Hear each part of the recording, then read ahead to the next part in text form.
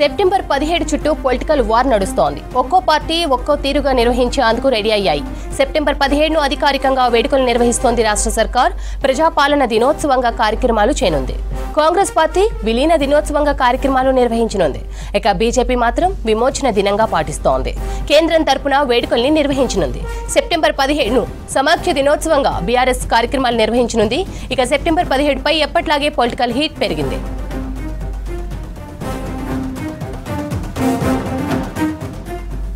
September 17 మీద BRS stand పై మరిన్ని details Sharif అందిస్తారు. షరీఫ్, సెప్టెంబర్ 17 మీద బీఆర్ఎస్ గులాబీ లీడర్లు ఏం చేయబోతున్నారు?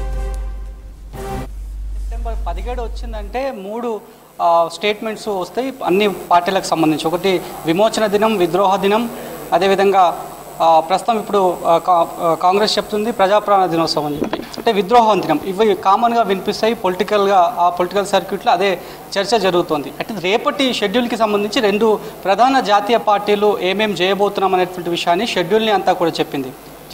బీజేపీ పార్టీ ఏం చేయబోతోంది అనేటువంటి అంశాన్ని చెప్పింది. ఎవరెవరు గెస్టులుగా వస్తారు, ఎలాంటి కార్యక్రమాలు ఉన్నాయనేటువంటి అంశాన్ని అయితే బీజేపీ అదే స్టాండ్లో చెప్పింది. విమోచన దినంని నిర్వహిస్తామనేటువంటి విషయాన్ని బీజేపీ పార్టీ స్పష్టంగా చెప్పింది. ఇక కాంగ్రెస్ పార్టీ కూడా స్పష్టంగా చెప్తోంది, మొదటి నుంచి విలీనం దినమే మేము నిర్వహిస్తామనేటువంటి అంశాన్ని చెప్తుంది. అంటే పార్టీ పరంగా విలీనం దినం నిర్వహిస్తున్నప్పటికీ కూడా అధికారికంగా మాత్రం ప్రజాపాలన దినోత్సవంగా మేము నిర్వహిస్తాం. అన్ని కార్యక్రమాలు ఉంటాయి. మొత్తం జిల్లా హెడ్ క్వార్టర్స్లో కూడా కార్యక్రమాలు ఉంటాయనేటువంటి విషయాన్ని, జాతీయ జెండాను ఎగరవేస్తామనేటువంటి విషయాన్ని కాంగ్రెస్ పార్టీ చెప్తోంది. అయితే 10 సంవత్సరాల పాటు అధికారంలో ఉన్నటువంటి బీఆర్ఎస్ పైన మాత్రం ఒక అపవాదం ఉంది. ఒక స్టాండ్ని సెప్టెంబర్ 17 పైన ఒక స్పష్టమైనటువంటి వైఖరి బీఆర్ఎస్ పార్టీ నుంచి ఉండదు అనేటువంటి మాటను పొలిటికల్గా ప్రతిసారి కూడా చర్చ జరుగుతుంది. 2022లో జాతీయ సమైక్యత దినోత్సవంగా నిర్వహించారు. అది కూడా పొలిటికల్ ప్రెషర్ వల్ల వచ్చేటువంటి పార్టీకి డ్యామేజ్ జరుగుతుంది, వైఖరి చెప్పట్లేదు అనేటువంటి ఉద్దేశంతో అప్పుడు వేడుకలు నిర్వహించారు. అఫీషియల్గా జాతీయ జెండాను ఎగురవేసి అఫీషియల్గా నిర్వహించినటువంటి సిచ్యువేషన్ కనిపిస్తుంది. అయితే ఇప్పుడు ప్రతిపక్షంలోకి వచ్చేసింది బీఆర్ఎస్ పార్టీ.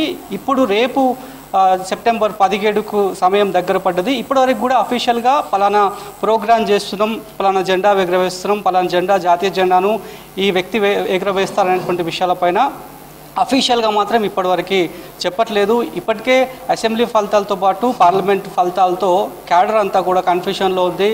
ఒక కన్ఫ్యూజన్లో కూరుకుపోయినటువంటి పరిస్థితి కూడా కనిపిస్తుంది. కాబట్టి రేపు సెప్టెంబర్ 17కు సంబంధించి బీజేపీ ఒక స్టాండ్ చెప్పింది.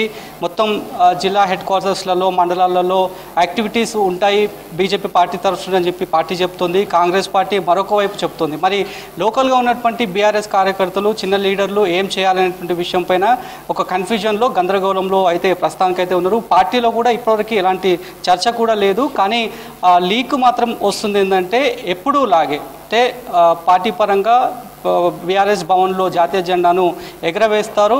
ప్రతిసారి కేశవరావు ఆయన ఎగరవేస్తుండే. ఇప్పుడు అంతకంటే ముందు నాయన నరసింహారెడ్డి, ఆ తర్వాత ఇప్పుడు కేశవరావు పార్టీ మారారు. కాబట్టి ప్రస్తుతానికైతే పార్టీ వర్కింగ్ ప్రెసిడెంట్గా ఉన్నటువంటి కేటీఆర్ తెలంగాణ భవన్కి వచ్చి జాతీయ జెండా ఎగరవేసేటువంటి ఛాన్సెస్ ఉంటాయనేటువంటి అంశాన్ని ఆఫ్ ది రికార్డ్గా చెప్తున్నారు. అఫీషియల్గా మాత్రం ఇప్పటివరకు రాలేదు. మరి ఆఫ్ ది రికార్డ్గా చెప్తున్నటువంటి దాని ప్రకారం కేవలం కేటీఆర్ మాత్రమే భవన్లో జాతీయ జెండాను ఎగరవేస్తారా, లేదంటే మళ్ళీ మొత్తం జిల్లా వ్యాప్తంగా ఉన్నటువంటి ఆయా మండలాల్లో హెడ్ క్వార్టర్స్లో ఉన్నటువంటి పార్టీ కార్యాలయాలు కూడా ఉన్నాయి. కాబట్టి ఆ క్యాడర్కి ఏం చెప్తారు? కేవలం ఇక్కడ జెండాను ఎగరవేసి మాత్రం ఇప్పటికే సైలెంట్ అవుతారా అనేటువంటి విషయాలపైన మాత్రం క్లారిటీ రావాల్సినటువంటి అవసరం అయితే మనకు కనిపిస్తోంది.